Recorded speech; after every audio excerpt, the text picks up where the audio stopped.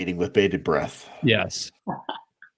And the dude from Trump Studios. And there we're live. Hello, everybody watching. Hi, Kristen. Hey, Kristen. Anybody else in the chat? I've only got one line that I can look at right now. Hey, Jeff. That's it. No ice cramp. Where's ice cramp? Dimitri hasn't chimed in on live in a while. Maybe he's got a hockey game where he's stuck in the airport, or he's married. Oh, that happens. doesn't get to sit around on a Wednesday night every Wednesday night watching the three of us knuckleheads band. And we're live. Hello, everybody watching. Hi, Kristen. Oh. Hey, Kristen. Anybody else in the chat? I've only got one line that I can look at right now. Hey, is that you, Solomon? Cramp. Ice cream. Do you have the? Solomon? Live in a while. Maybe he's got a hockey game where he's stuck in the airport, or he's married. Oh, that happens. Hey, Jeff Solomon. Every Wednesday night watching the three of us knuckleheads. Hello, everybody watching. Hi, Kristen. Oh, hey, Kristen. Anybody else in the chat? I've only got one Sorry. line I can look at right now. Hey, you saw cramp. Do you have the? Solomon? That's not me. I don't have it on. He's got a hockey game where he's stuck.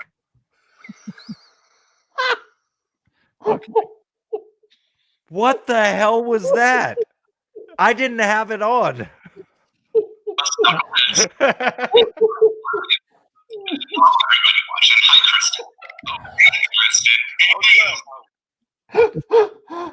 Okay, so nobody has the YouTube channel up. Is that correct? No. What the fuck is going on? I'm drooling over here. What the hell? I just have you all up. No. What the hell was that? I didn't have it on. This is just a show now. No, this is obnoxious.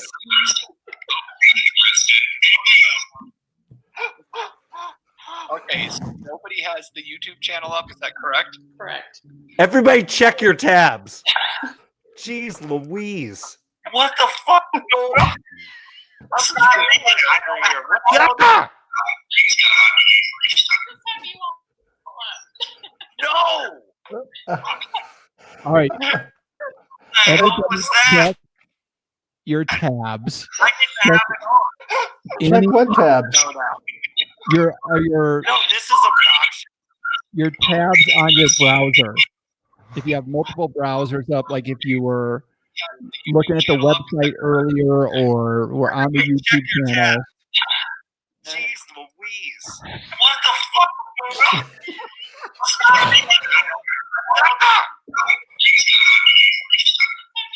I just closed my chat tab. It's not me. What was that? Your tabs. Okay, here. You're gonna do this next. I think I only have this open. Your tabs on your browser. That's what I'm doing right now. Browsers up, like if you were Yep. looking at the website earlier or I don't know what that was. I swear I had all my stuff closed out. Oh shit! This is awesome. Are we okay? I was about to have a nervous breakdown. Shall I turn already my... had a bad internet connection, and then we just had this cacophony. Should I turn on my ceiling fan, Solomon? Please don't. Oh, I'm about to. That was. Ooh. All right. I feel energized. Okay. Are you awake? Yeah. Okay. I think we're good to go now. Okay. So Melanie. Hey, sorry, chat. I'm not looking at the chat tonight. Sorry, guys. And I know, like, Cody and Kristen were like busted up right now. As they should. I mean, I think we've got an after party. It's just this.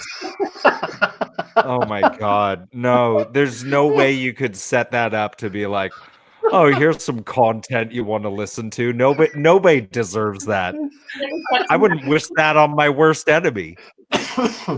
Well, thank you. I'm That's glad you're here. easily worse than waterboarding. Easily. Okay. Oh my god. Okay, sure. All right. Hold up. I'm gonna try to get back in the chat though. The people demand it. Okay. So Melanie, here's the next hour of your life. You're welcome. We're off to a brilliant start. Yeah, you can't back out. It's not allowed. You can't change your mind now. Never. Okay, so just run through the show. We'll do our intros real quick.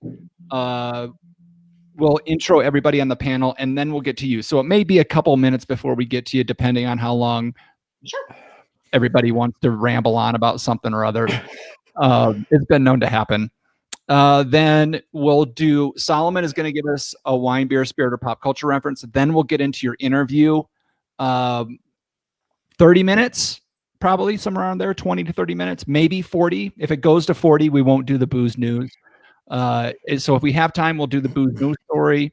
And then we'll start wrapping the show up and we're out of here. That's great.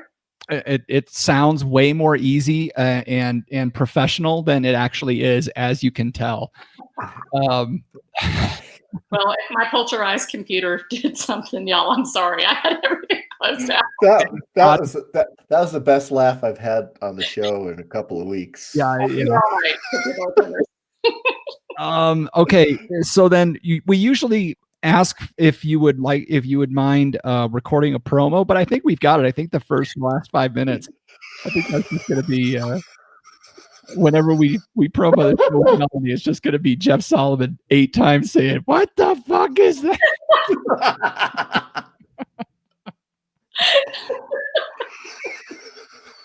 I can't beat that, can I? What's that? I can't really beat that, can I? So if you would like to do a promo for her, we can all try and compose ourselves a little bit here and let you do that. Generally, and I'm sorry, this was when everything went south before. Ofenloch, is that how I pronounce your last name? Ofenloch, yes. Okay. And do you prefer to have your God damn it, what's your maiden name in there as well? No, don't do that. Okay. People can't spell it anyway. Okay. Okay. So something along the lines of, hey, this is Melanie Ofenloch with the Dallas Wine Chick. You're listening to the We Like Drinking podcast, where you never drink alone. Okay. Anytime you're ready. Okay. Hi there. This is Melanie Ofenloch with the Dallas Wine Chick, and I'm with the We Like Drinking podcast, where you never drink alone. That was like the most pro ever, which is good to follow up the. Well, after the disaster, I at least gave myself right. Okay. Let's see, guys. Anything I'm missing?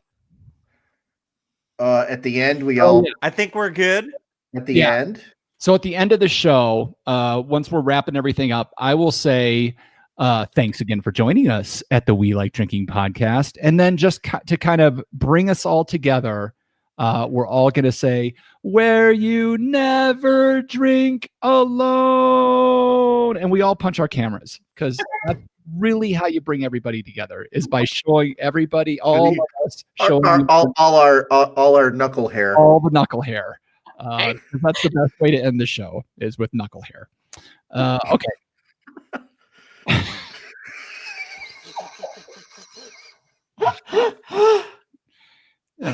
Hi, Mom. I'm sure you're loving this one. All right. Anything else before we fire this up, guys? Get the wiggles out now, everybody. Jeez, get the wiggles out. Melanie, any final questions? No, as I said before, you can't leave now. No, I'm in. Let's do it. Let's do this. Here we go. Hi, this is Jeff Kralik at thedrunkencyclist.com, and I'm here at We Like Drinking podcast. And they tell me they like drinking, so that's what I'm doing. So hopefully you enjoyed the show. Pop up one of your favorites and listen along. At the sound of the tone, the official We Like Drinking time will be 5 o'clock. Commence consumption.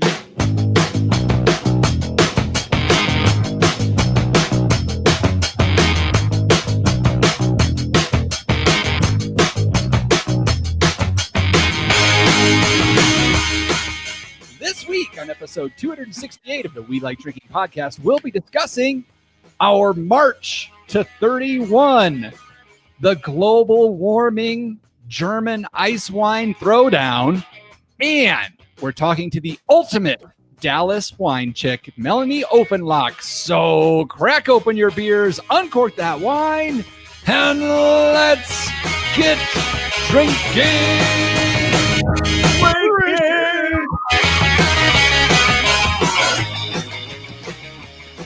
You know, listeners, we often tell you that if you really want to have a good time, you should be sure to check out our live show on Wednesday nights at welikerdrinking.com/show. I tell you what, this week, ultimate treat to anybody that checked that out. Jeff McKinney, I don't know if you're surviving what is happening, but I know our good friends Kristen and Cody had a laugh riot watching us try to figure out the interwebs a little bit there. So, yeah. Hey, and while you're there at welikedrinking.com/show, make sure to mash the like and subscribe button and flick the bell so you always know when we're going to be live. While you're getting that booger off your finger, hit the bell at the same time. Yeah. Why we didn't have to go there, Ruyak. Come on. We said, oh, never mind. Yeah. Okay. We all have kids. We know what's up. Yeah, and from that, we'll go to say, cheers, my podcast drinking friends, and welcome to Happy Hour 268 of your favorite award-winning topical beer and wine education podcast, focusing on fun and flicking boogers, apparently, and interweb stuff. And make sure, please, for the love of God, make sure you never miss another episode of our brand of drinking fun by visiting welikerdrinking.com/subscribe. All right, we have a ton to talk about and even more to drink, I think, after this start. So let's find out who we've got with us and what everybody's drinking. We're joined by our usual panel member. We have our California Sustainable Wine Growing Ambassador and recovering wine blogger, Jeff Solomon. Hello, an internet yeller-etter. Our commercial brewer and snake wrangler, John Ruyak. I did those both last week. Yep. I am your host and certified specialist of wine, Jeff Eccles. Our guest this week is the CEO of a marketing firm by day and a world-renowned wine blogger by night. Her blog, The Dallas Wine Chick, has been rated as one of the top 90 wine blogs by the Amsterdam Diary, a top 20 nod by Mr. Promo, and currently sits at 34th of the top 100 most influential wine blogs and influencers of 2020. She thrives in her space by bringing readers the stories that make wine interesting, and her readers love her for it. And so do we. She is Melanie Ofenloch. Welcome to the show, Melanie. Nice. Yeah. Thank you so much for joining us from deep in the heart.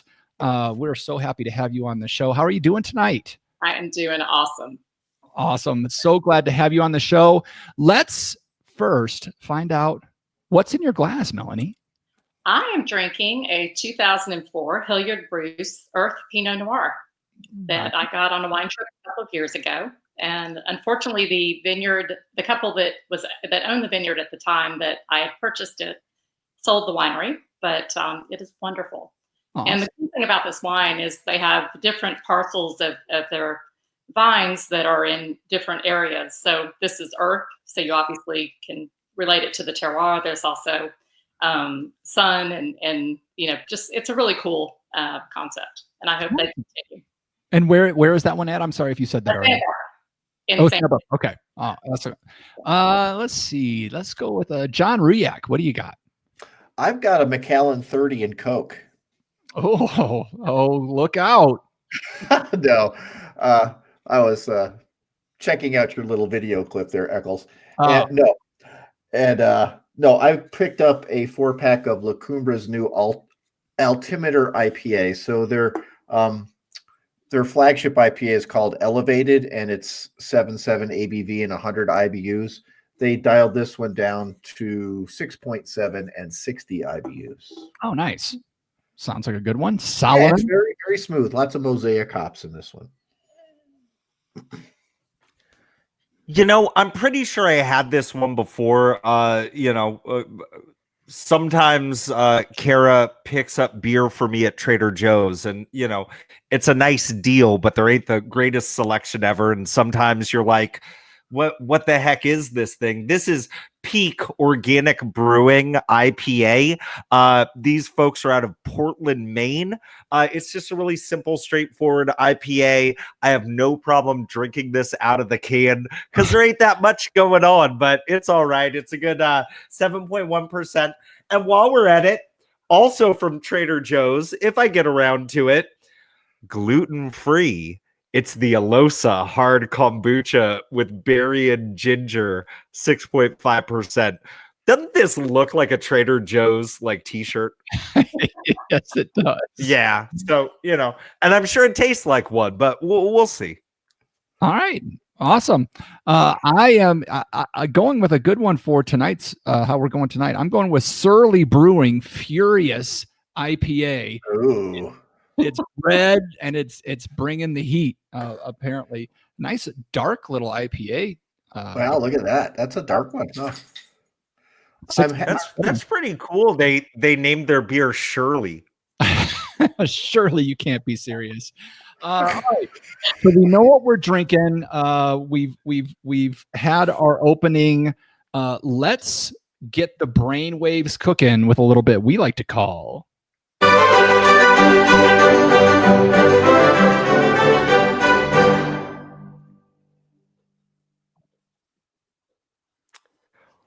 wine, beer, spirit, or pop culture reference. This is where I am gonna give the panel a term, and they have to tell me if this is a wine term, a beer term, a spirit term, or some sort.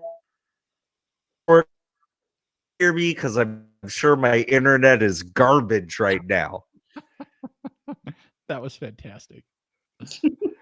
So here we go. The term this week is Nainanajar.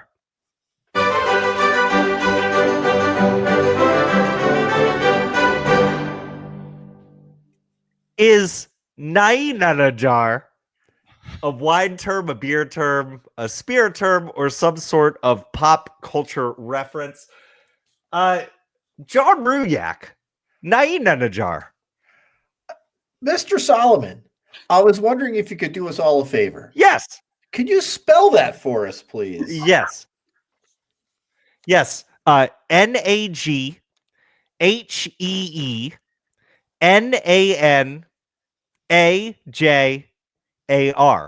Nainanajar. This is crazy. I've seen this word before, and I can't remember where. This is nuts. Nainanajar. Nainanajar. It's like WNBC. Nainanajar. You know what? I'm gonna think that this is obviously a word that comes from the Indian subcontinent, that general vicinity.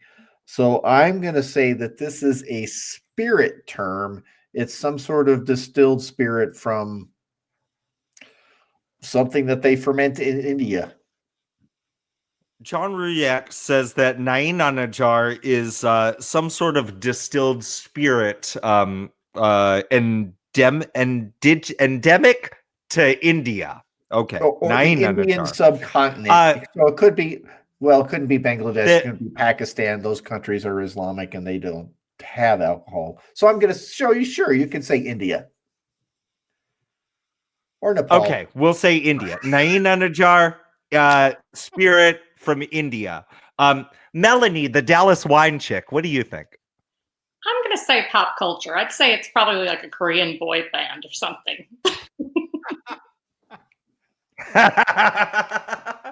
Okay, Melanie says this is a pop culture reference. Specifically, she's saying this is a K-pop reference. That Nain on a Jar is a K-pop boy band.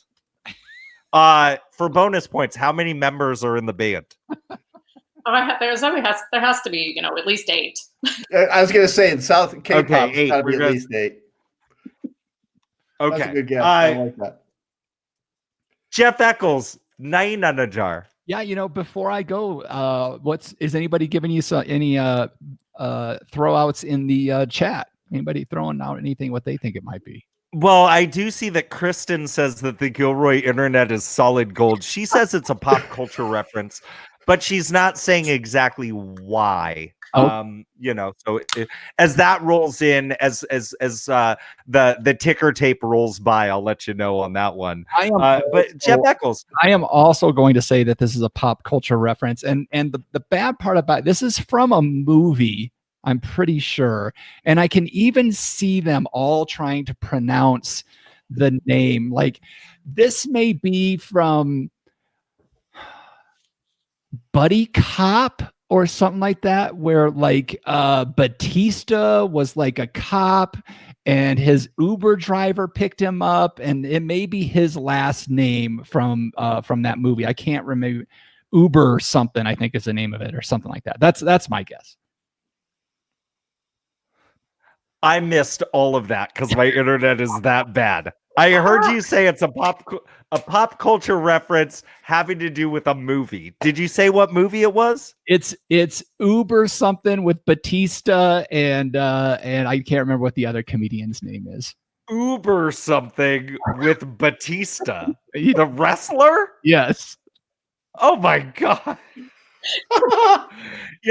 Okay. So one of my favorite movies of all time. It came out in 1999. It was filmed in Dallas, Texas, and it was directed and written by the creator of Beavis and Butthead, Mike Judge. The movie was called Office Space, and Samir Nair was best friends with Michael Bolton. Nair. Yes. That's right. Nope.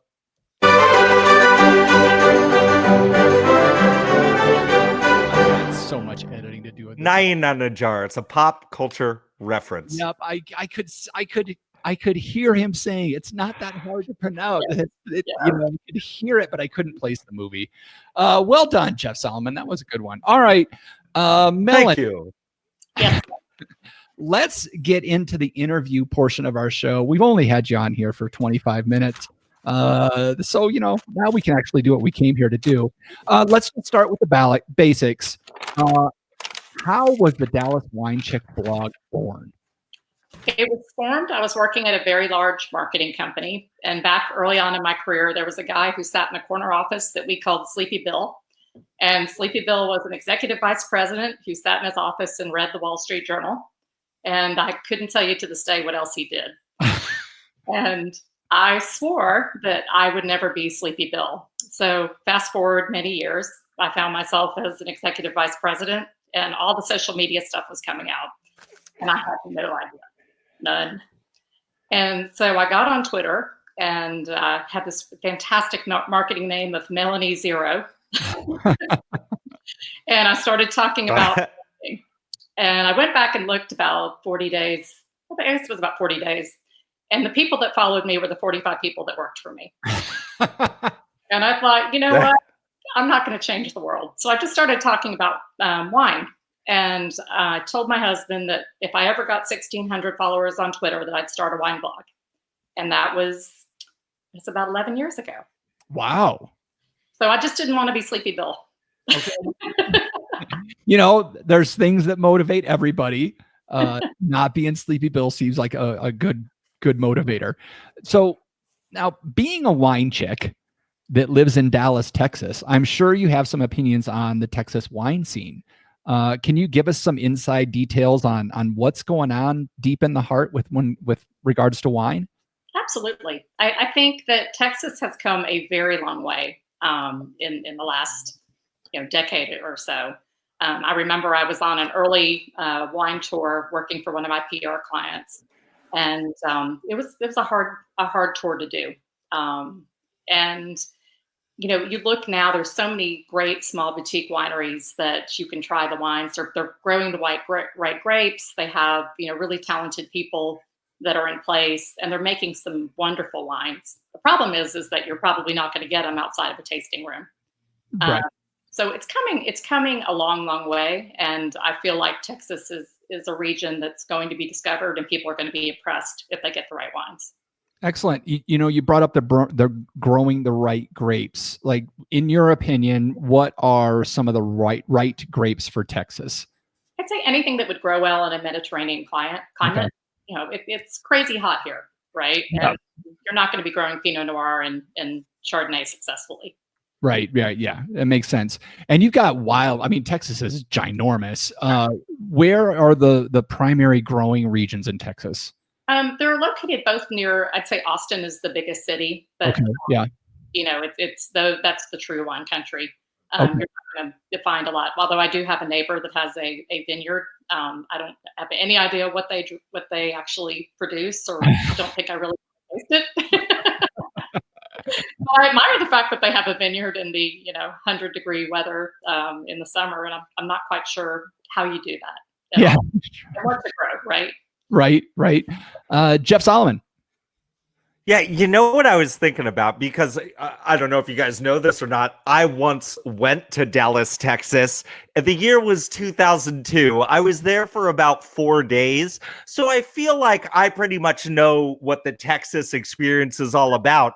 And I think that's the thing that I think is so interesting, because it's like I envision being in Texas, bar hopping in the deep Ellum, drinking some hurricanes, or going over to Papacitos and having some queso dip and some margaritas, or maybe just hitting up like a hole in the wall and having some Steiner box. And I think what I was really wondering about is, like, do I have the beverage scene in Dallas all confused? Because I swear to you, and granted, I was maybe 23 at the time, I don't think I saw a glass of wine the whole time I was out there.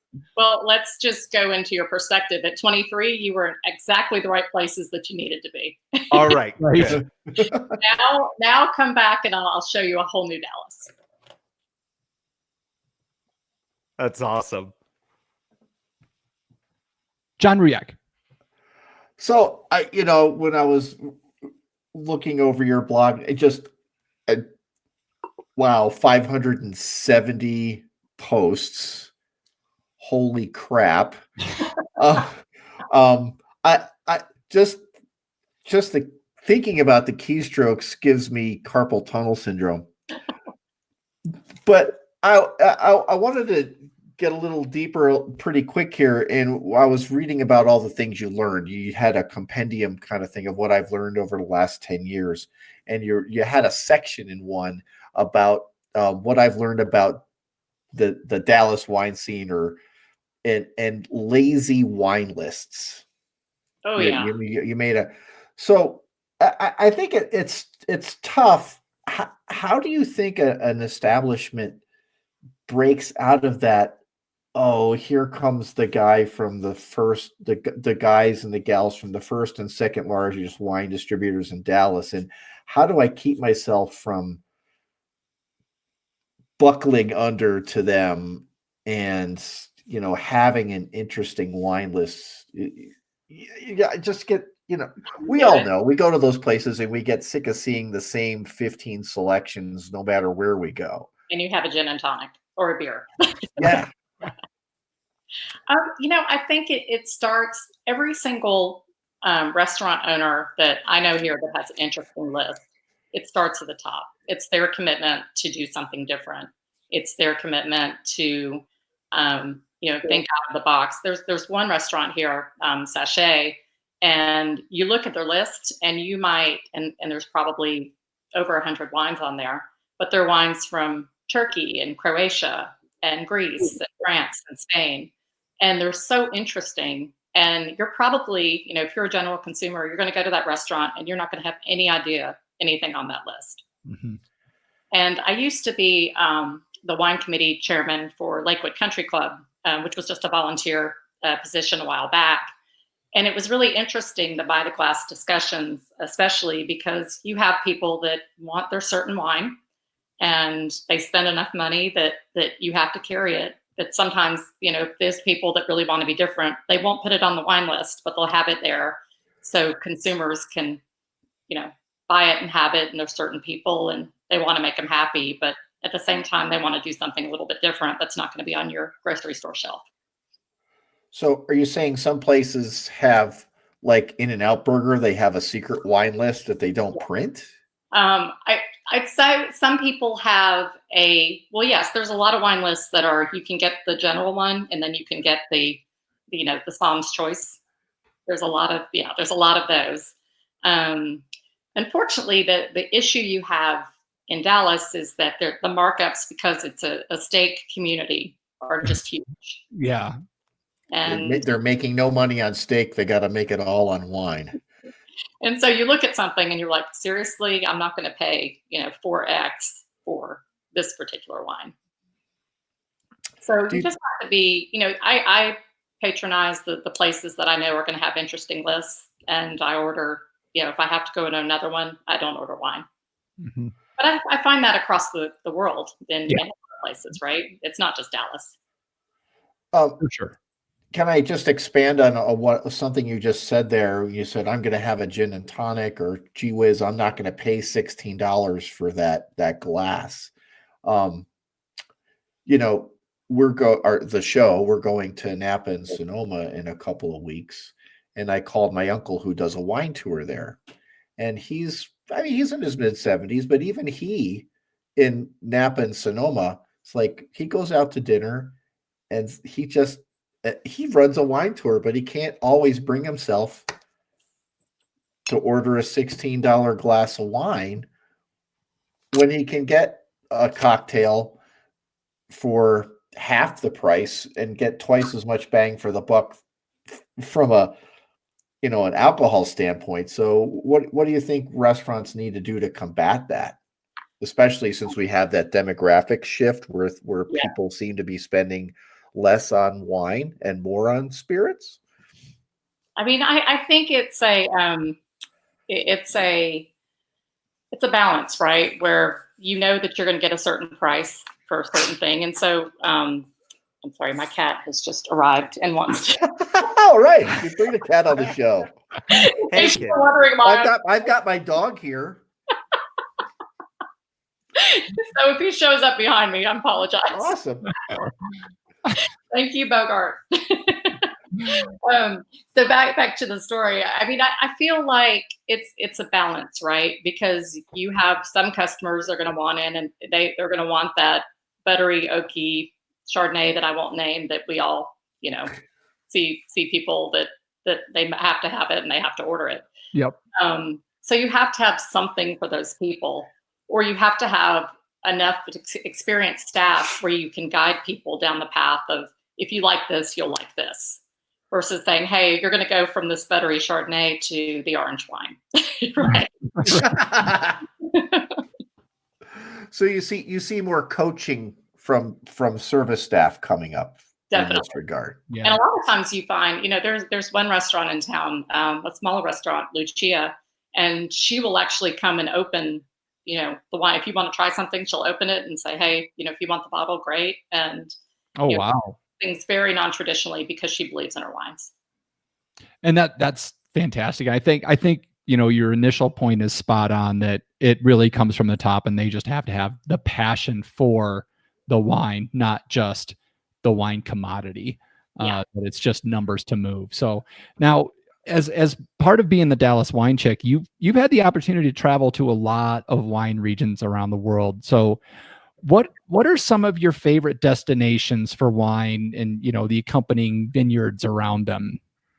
Oh gosh, I love Tuscany. I'm supposed to go back the end of May, and I hope I can. Spain. I've been on 3 or 4 press trips there, and really have had a great time delving into to the regions and the people, and I think that's really fun. those are probably my two. I have not actually been to Paris or been to the French regions, and it's something that I definitely want to do. But unfortunately, when you have the paying gig, when you're CEO of running your own company, it's very hard to put a wine trip over a client event or a client deadline. That's why you have the CFO, right? That's the next one, right? The EF, put them in charge. You said you've been to multiple regions in Spain. What regions in Spain did you visit? Let's see. I've been to Rioja. I've been to oh gosh, that one trip was 3 regions. We were in a car for a week. We were in. Give me a minute. It'll come to me. Oh God. Now I'm mixing it up with the Spain trip I took with my husband. It was not Malaga. There's no one in Malaga. More importantly, I want to know if we know anybody that you were in the car with for a week on one of the trips. Yes, I was with James, the wine guy. I was with Thea. Oh. Yeah. So it was a fun trip. I was. Yeah, that sounds like an amazing clown car to be in. We had a really great time. It was probably, it was my first press trip, and it was absolutely unforgettable. That's awesome. So you mentioned that you were traveling with some other bloggers, and obviously like those are some pretty well established folks that you were with, and I just wanted to take a moment to just kind of congratulate you on over 10 years of blogging, wine blogging. That's awesome. As a recovering wine blogger, I am in admiration of anybody that can have that type of longevity. But it's not just that you've been plugging away for so long, but it's like you're up there. You've been consistently doing amazing work. So what's the secret? How do you get like nerds like me to actually like stick with it and keep on that wine blogging path? What's your secret to it all? I mean, it's really a passion. I have never wanted to take any money for doing anything on the blog, because the day it becomes a job is the day I don't want to do it. And so that's kind of been, of course, I've taken press trips and I get lots of great samples of wine. But at the end of the day, it's my brand, it's my experience, it's my story, and that's powerful, right? That's when I had a job where I was running marketing in Stockholm. I was on a plane 265,000 miles, and the blog was my escape. Okay. So, it's been fun. It's still fun. The day it's not fun is the day I stop doing it. How awesome is that to like find something that that you happily do for free, and because of that, people reach out to you and just give you stuff. I'm ridiculous, right? Okay, so that leads a great lead into my next question, because I'm sure everybody listening right now is like, well, I want to do that. So if someone is listening, and this has always been an interesting topic, we talked to the one wine dude, Joe Roberts, about this a lot too. But if someone is considering starting their own blog, be it wine or some other subject, what advice would you give them as they set out on their new endeavor? I would say try to find your voice. What is going to differentiate you? What are you passionate about? What can you look down the path and say, you know what, I could do this in 10 years and I'd still be happy and I'd still have something to say. And, there's a lot of people that review wine. I'm not one of them. I mean, I'll do my wine roundups maybe 4 times a year, and that's my method of doing it. But, I want to talk about a story. I want to talk about, how somebody got up from point A to point B, kind of, what you guys are doing. You don't want to get on there and say, well, this Hilliard Bruce is, I think, 96 points. And right. Right. That'd be the world's shortest podcast, right? Exactly.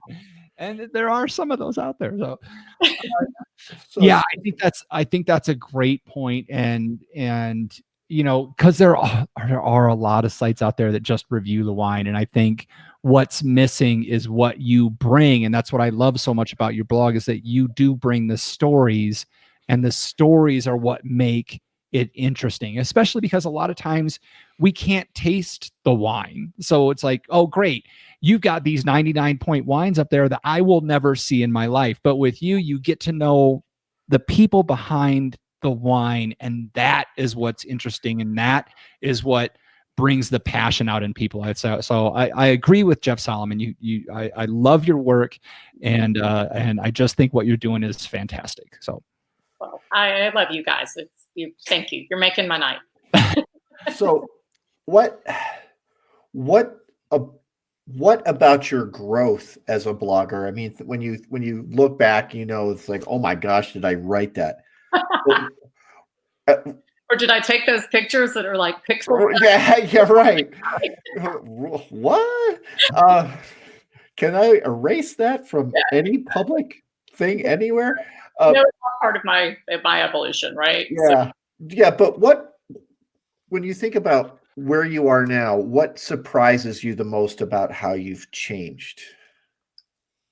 I think when I started, and there's nothing wrong with the very large California cabs. But for me right now, I would much rather drink a Bordeaux or Burgundy or Pinot or something with a much lower alcohol content. Or I find that, I'm still putting down a lot of the wines that I used to collect back then because they're still too big for me. mm-hmm. So I think palate has changed. I think my voice has changed. As you continue to write over the years, you get a little more confident, and you probably have a little more depth in your stories than you used to. I think my photos of, and I'm not a good photographer at all, but night and day. Back if you look at some of the old ones, they're definitely gotten a lot better, and relationships and people and who you get to know. It's just been such a fun journey. It's meeting you guys and being a part of things, has just been fantastic. It's such a supportive community, and I love being a part of it. Aw. I know, heart. All right, let's get serious. Okay. Recycling. You have a story about a Som who's starting a recycling program, and I want to know. I want to follow up on this truthfully, because isn't it crazy? In Albuquerque, you can't recycle glass. Yeah, it's the single most easily recyclable product that we use constantly. Insane. And there's nowhere to recycle glass in this city. It's nuts. Yes, it's the truth. Well, that's where, like, the how you go to the craft fair and the person who strategically melts old wine bottles and turns them into ashtrays, that's where that started, in Albuquerque, New Mexico. He's like, I can't recycle them, I may as well make an ashtray out of it. I think how many candle holders are there in this town? I think the couple of Chianti bottles with melted wax all over them. It's just nuts. I wonder if that the blogger couple at the last wine conference we're at that kept trying to take everybody's half empty bottles for that purpose is from Albuquerque. Oh my God, you're incorrigible, Jeff Eccles. Okay. Stories at those conferences. Jeff, John said, let's get into the hard questions.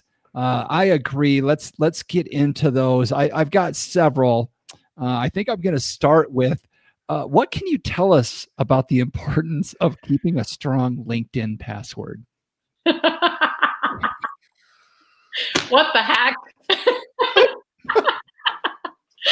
Yes. And I still don't know how it was done today, but I woke up one morning, I guess it was about 2 years ago, and I was at an entrepreneurs conference, and I started getting all of these very strange notices, and looked down on my phone and break. I'm like, what the heck is this? And writing a blog, you get a lot of strange notices anyway.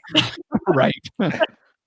But I looked down, and I was locked out of my all of these LinkedIn stuff. I was locked out of my account. I went to refresh. It was my picture. Actually, it was somebody else's picture translated into Arabic. And then I found out that they had nicely sent out about 700 invitations for a business that I think that you could come and work for this company that I had a wonderful business link to and get somewhere between 750,000 and 1.4 million just for being an advisor. So, So you had some. Was it run by a Nigerian prince? I don't know, but I never got the check. But what I learned, and if you were ever hacked on LinkedIn, go to my LinkedIn profile because you cannot get a real human. Actually trying to figure out how to shut that down and stop the madness and stop the notices that were being sent out was about a 3-day thing. And I hope that no one else has to ever go through that again. Oh. I'm sure they will. The guy that did it was Prince Nahin Nanajar. Nahin Nanajar. Jeff Solomon, any other questions? Oh man. I did have questions, and then I opened up this berry and ginger kombucha. This could be the worst thing I've ever tasted in my entire life. Do you like foie gras? Oh. Imagine covering foie gras in mashed up Flintstones vitamins and then just like raw chunks of ginger and some weird, like obscure, like like a nice like cherry demi glaze over the top. That's what this tastes like. So it's like it's kind of good, but this is weird and I don't like it. I don't like it. Hey, I should be able to drink something that reminds me of foie gras. Solomon, is there stuff floating in it? Probably. I don't think I'll ever get to the bottom of this one. We'll never know. Isn't it like the booger that I flicked off my finger? Oh my Lord. This is the worst. Can I just, it's not like my wife listens to this show, but I'm going to try to send out these vibes. Kara, like berry ginger kombucha, that doesn't sound good. No, you got to get like the straight up like ginger's good. Just get like a ginger kombucha. Like it's got to be herbal, not fruity, herbal. All right, sorry. Melanie, what's your take on kombucha? If it's got boogers on it, she doesn't want it. It has its place.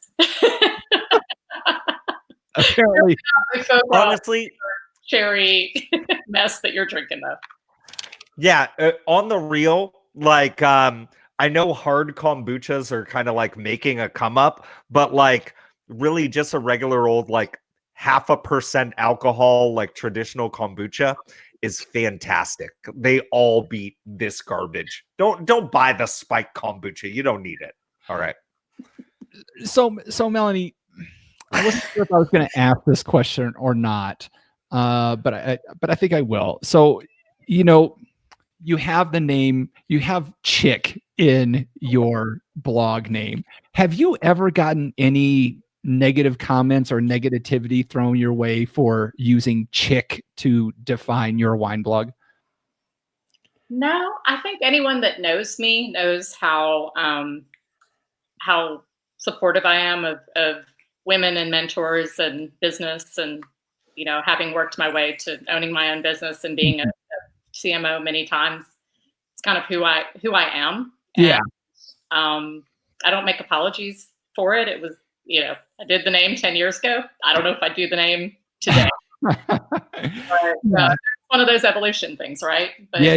Okay. It definitely has people remember it. Exactly. That was going to be my point. It's like, it is a very memorable name. But I was just curious. All right. Do you guys have any last questions before I hit her with the all-star question? You know what I was thinking about? How like the one wine dude and like the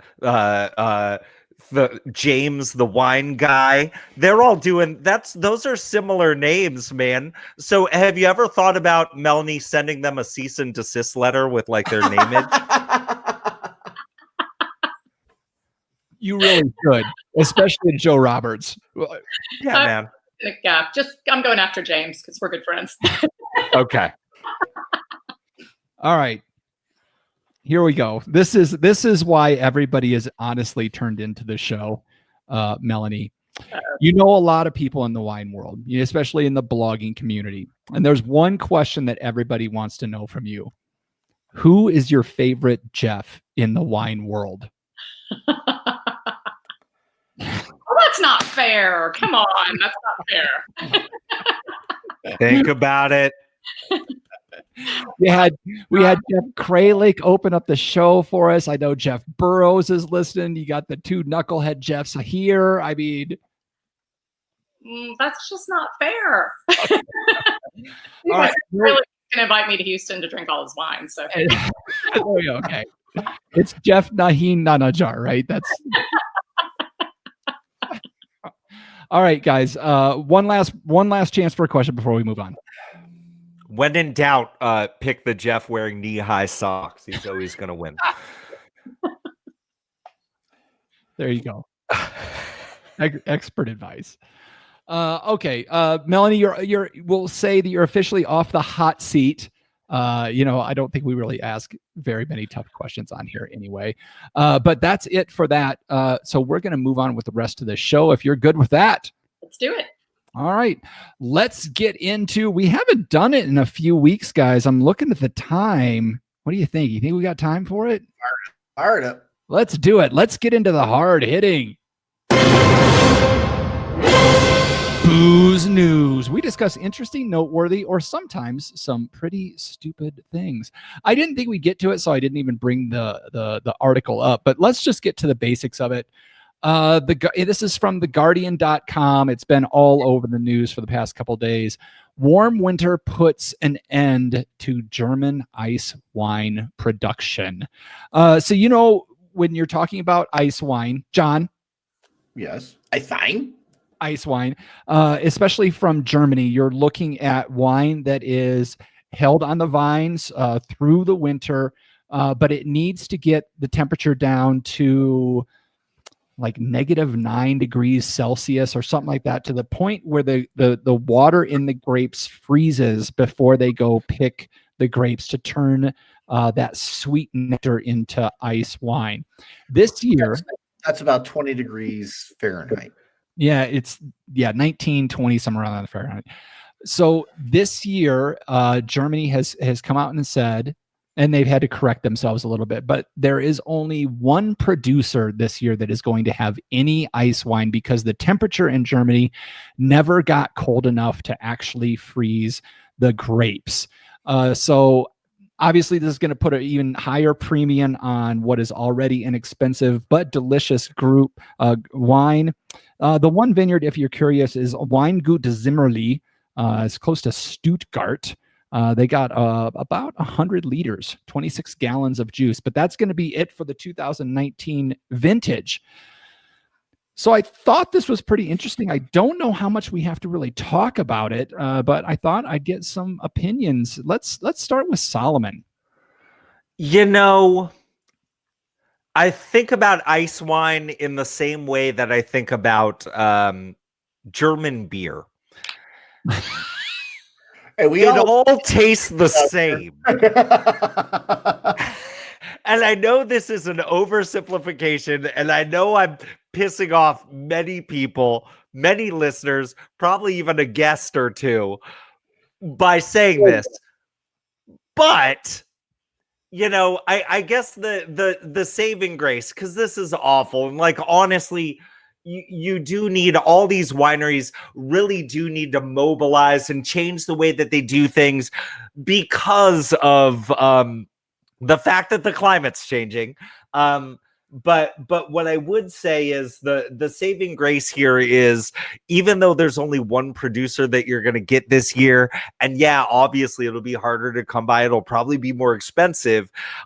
You don't have to worry if the producer that you were into isn't making it this year, because the other one will taste exactly the same, because that's what Germans are good at, making a bunch of stuff that tastes exactly the same.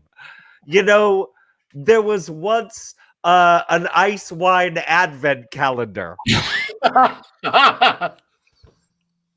And it didn't even make it through production, because I think even the guys that did it, they had this full head of steam, and then day 3 they're like, yeah, this isn't gonna work, and they just gave up. Right? That's my take. I'm so glad. No, I think it's shitty, and hopefully next year they'll be able to do it. I guess on some level, to me, the great thing about wine is that it's essentially like the farmer's almanac of beverages. You know what I mean? Like, the vintage tells this story, and so as the weather changes, as the climate changes, so does your ability to get ice wine.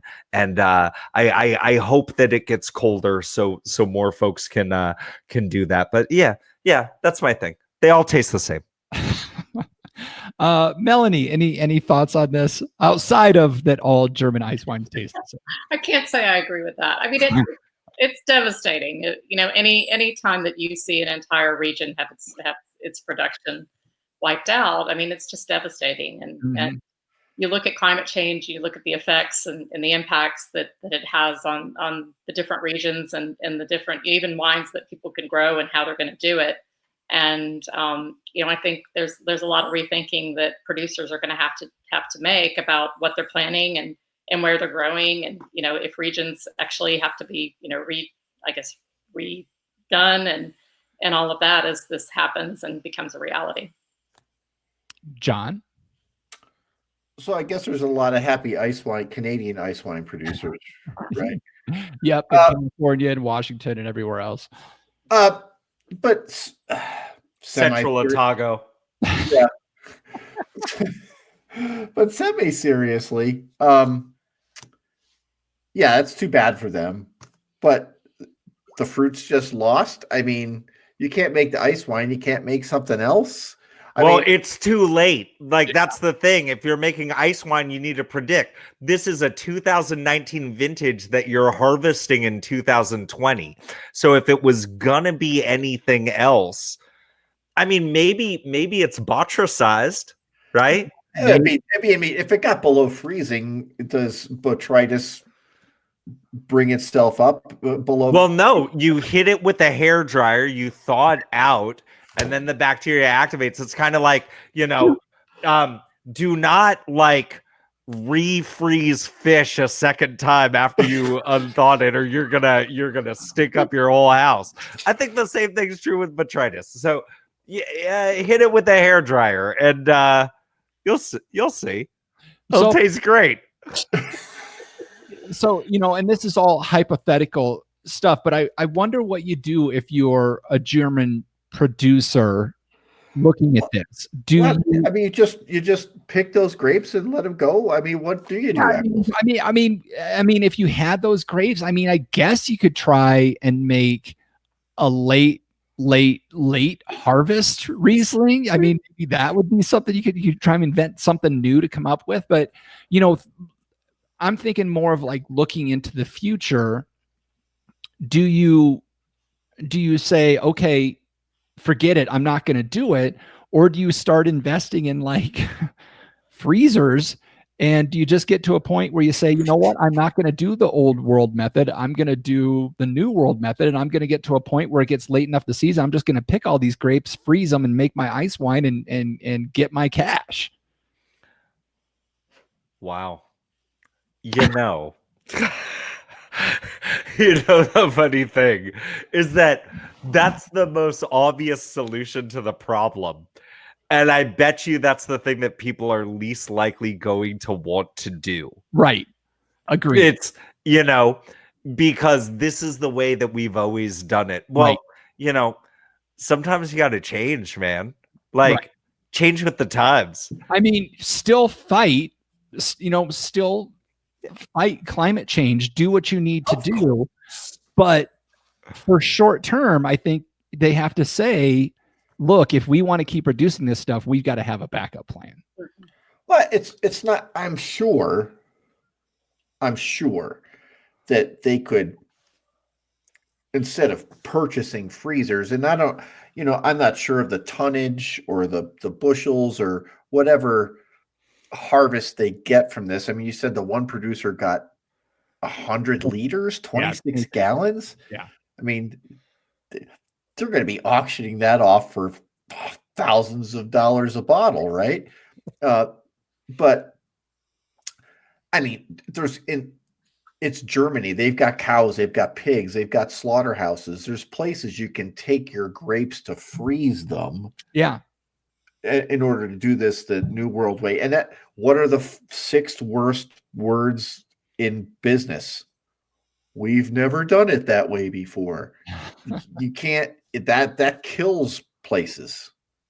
Yeah, I mean, out of business. I'm just trying to think of, what they do going forward, and I think if they're going to try to continue to produce ice wine, I think they kind of have to have some kind of backup plan going forward.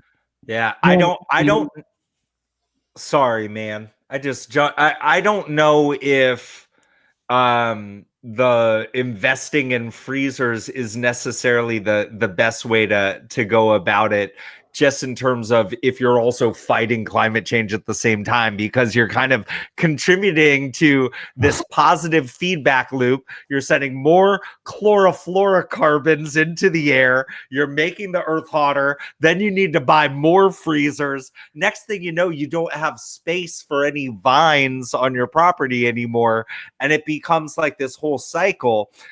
I would envision that maybe you start rethinking your vineyard and maybe how it's parceled out. Maybe it's only 20% of our vineyard is dedicated to ice wine and the rest is to something else that you can pull off.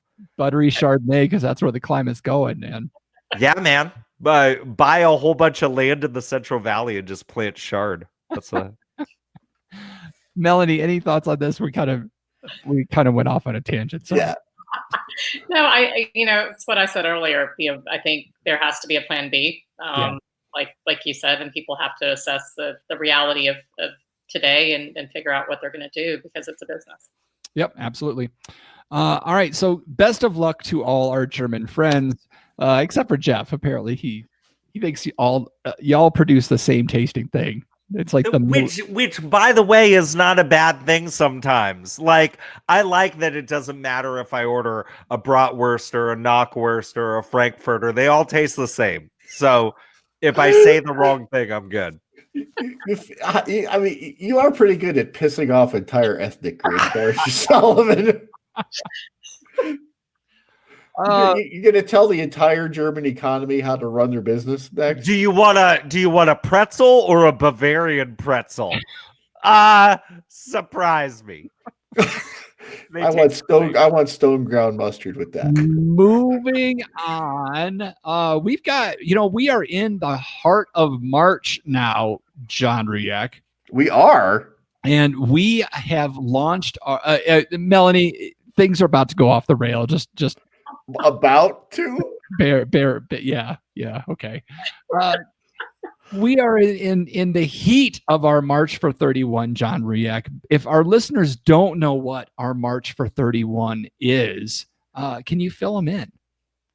Well, we're gunning for 31 patrons. We're at 23 now. So our goal by the end of this month is to have 31 patrons. And that means we need to get 8 people more than we have, 8 people more than we have now, to donate at least $1 a month. And if they don't do that, Solomon, what do you think about that? Well, I don't think much about them at all. I don't think much about any of our listeners unless they're patrons. Those are the only ones that I care about. You're sitting here, you're downloading this show every single week for free, and you can't give us $1 a month. You can't give us a third of a tall cup of coffee a month? One ice wine grape. One ice wine grape a month? You just took your whole family to Disneyland. I saw you on Facebook, friend that downloads the show, and you can't pay us $1 a month. Do you know how expensive Disneyland is? And we're more entertaining than Disneyland. By far. What I'm saying is, listen, look, and then listen, and then think about it. And then do it. Yeah. This show, we do it for free. For you, because we love it. But here's the difference, right? I don't even know what I'm gonna say. Look, listen.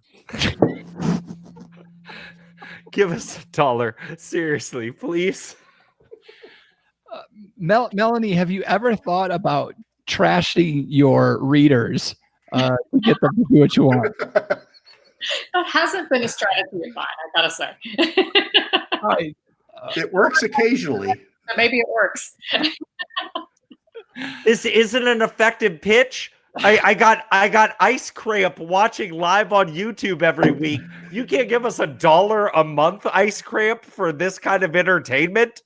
We need to talk marketing, my friend. I'm happy to talk. And I'm guessing, Melanie, that would cost us more than $1 a month. No, it wouldn't. I do it for free. All right, we won't even go into the rewards. Maybe we'll touch on the rewards next week when we're drinking our stouts.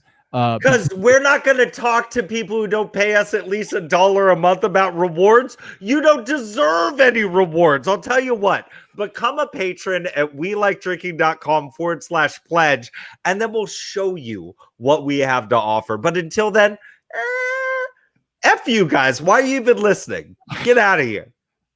You have to pass it to see what's in it. Yeah. This is a winning strategy right here.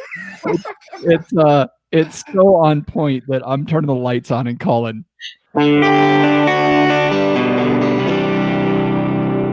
Last call. Last call. Time to clean house and get Jeff Solomon away from a microphone. I'm sorry, that kombucha really threw me off. It's the grossest thing I've ever had in my entire life. I'm a little angry. I guess my internet's back. That's good. Yeah, that's perfect timing. Just in time. Jeff Solomon, if the folks want to reach out to us on social media and tell us what they think about some of the things we said tonight, what are the best places they can get a hold of us? Well, you could get a hold of us on Twitter at WeLikeDrinking1. That's the numeral 1. We're on Instagram at WeLikeDrinking. We're in Facebook. You, of course, should follow and like our page, which is just We Like Drinking. We also have our super amazing private group known as The Tavern. This is where all the cool kids hang out. But really, I'm not going to respond to anything that you put on any of those social media things if you're not a patron, because why would I? You guys don't matter. This is going great. Melanie, remind our listeners where the best places to find you on the social spaces are, and do you go against anybody that doesn't give you money? The answer would be no. And I am Dallas Wine Chick on Facebook, Instagram, and Twitter, and www.dallaswinechick.com. Excellent. Listeners, be sure to check that out on your way to after you trashed us for something.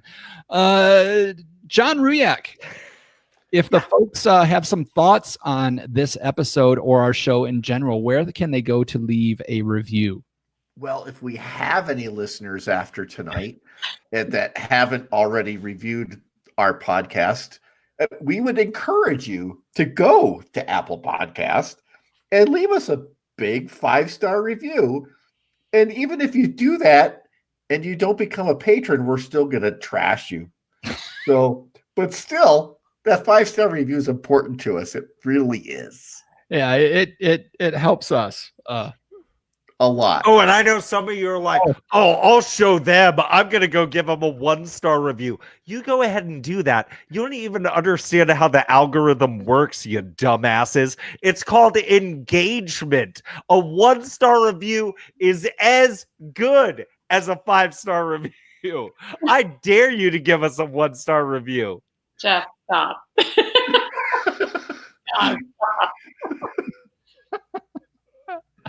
I may just have to kick him out. As Jeff Solomon mentioned, if you have it in your heart to throw us $1 a month, visit welikedrinking.com/pledge to find out more information about becoming on Patreon and some of the great rewards you can get by doing that. You can also find the show notes for this episode with all the links to the stories or mentions we had at welikedrinking.com/episodes. Wow. Okay. Well, John's panning down to his dog. Okay. Well, we've reached the time of the show where everything has gone off the rails. And it's a time where I get to say, okay, panel, let's take one last trip around this table and get some final thoughts before we shut off the lights. John Ruyak. So it's kind of a 2-part last thought. Oh, Okay. Yeah, this is going to be awesome. So here in New Mexico, we have 3 species of skunks. We have striped skunks, spotted skunks, and hognose skunks. I don't know about you, but I'm not really bothered by the smell of a dead skunk on the road. It doesn't smell great, but it's not the worst thing in the world. And it kind of I was reminded of that this morning when I stopped at the gas station outside of the Smiths, and they're baking donuts inside, and I'm pumping gas at the same time. And the competing smells of gasoline and baking donuts was actually pretty cool. It was pretty awesome. God bless America. Jeff Solomon. Can everybody please stop trying to buy up all the hand sanitizer everywhere? It's called soap. 20 seconds. A vigorous scrubbing for 20 seconds. Please stop buying all the hand sanitizer. Make sure you scrub your fingernails into your palms on both sides. Get into all that stuff. Stop 20 touching your seconds. faces. Make a game out of it. 20 seconds. Please. Melanie Ofenloch. Any final thoughts before we let you escape from this marketing nightmare that has become episode 268? Yeah, dead skunks, boogers, washing your hands, kombucha. Just for the love of God, give these people some money. They deserve it. Oh, that's fantastic. Melanie, thank you so much for joining us. I don't know how we took this long to get you on the show. You are one of my favorite bloggers out there, and I'm so happy that you took the time to join us. And listeners, you really need to make sure you check out the DallasWineCheck.com.